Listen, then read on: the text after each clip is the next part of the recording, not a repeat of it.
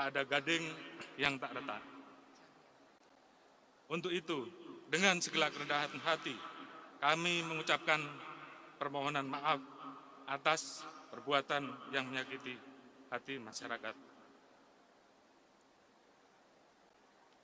Kami akan terus berkomitmen, berusaha keras, melakukan perbaikan dan evaluasi untuk selalu berubah menjadi lebih baik.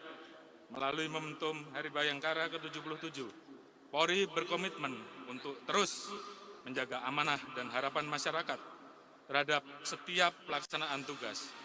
Sebagaimana pesan Bapak Presiden Republik Indonesia yang selalu tertanam di hati, bahwa polisi bukan sekedar profesi, tetapi sebuah jalan untuk mengabdi.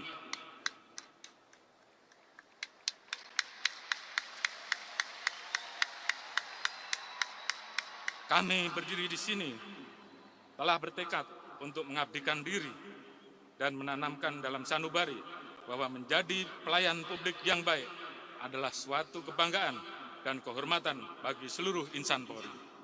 Sesuai filosofi Satya Prabu, kami senantiasa setia kepada negara dalam menjaga stabilitas Kamtibmas, mendukung dan mengawal seluruh agenda pemerintah demi mewujudkan Indonesia maju dan Indonesia emas 2045 yang kita cita-citakan bersama.